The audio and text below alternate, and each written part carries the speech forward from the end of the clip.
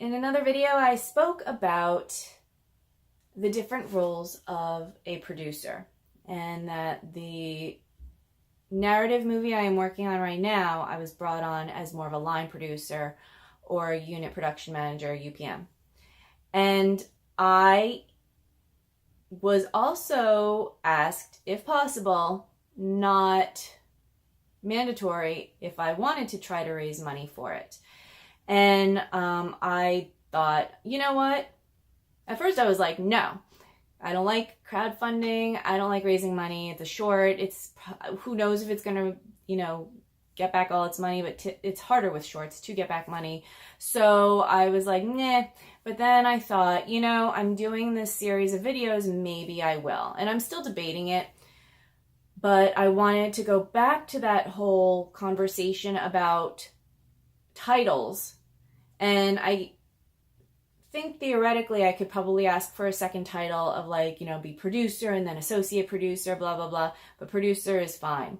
And that was part of our very gentle negotiations, because we know each other and it's not going to be weird. We don't have to do the Hollywood 15 pages of agreements and signatures and everything. But although it's good to have a little bit of that even amongst friends. But I don't have a problem with, I do, okay. Well, this video was originally going to be about crowdfunding and why both of us were kind of like me, and I will talk to you about that now. And it's probably something I should get over because it is helpful, but I also know that I have some boundaries around it myself. So the first time, I'll tell you about my experience first. I don't know if I'm going to tell you about his experience because it's not my story to tell, but I'll say that he wasn't interested in going that direction. In my experience, I set up a crowdfunding page for, it wasn't really a production company, but it was a collaboration amongst me and two other filmmakers. And we had already made one of the films and we were in the midst of making the second film, and then we were going to finish up with mine. So I was asking for a collective sum that could be contributed to all three of our movies, and in an even way. And by doing it as a collective three, I thought that this would be a very good way to get in contact with a number of contacts. And I'm also going to mention right here that this was approximately 2010. And at 2010, crowdfunding was still a new concept and a new idea, and people weren't bombarded by it, which I'll get to in a minute. So I put this collective together, and within the month, this whole collaboration really imploded. And maybe I'll make a video about that later. I really don't want to, because I don't like telling war stories in a public forum like this as much. Some war stories, but this one is tough for me still. So, because I really, yeah. Okay, so, but just as a side note, I had put a lot of work into this crowdfunding site, and the idea behind something like Kickstarter, they recommend that you have a lot of people involved with it and that you do update it. And so you make a video explaining why people should give money to you, and maybe have photos and explain why you're reliable to enough to receive this money and to get the project done.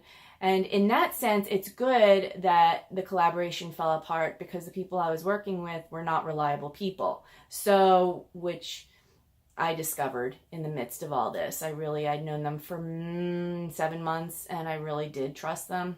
So, but if we were having other people's money come in, maybe it's better that we didn't have that, because they were not reliable people. So maybe that was just like a blessing. So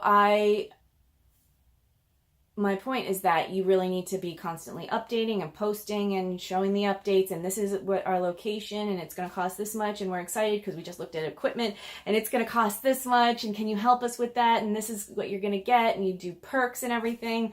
And in a way, it's kind of fun, and it's like doing this whole YouTube thing, except people can help you. And often I find that people do want to help you, and it gets them involved and excited about the project that you're working on.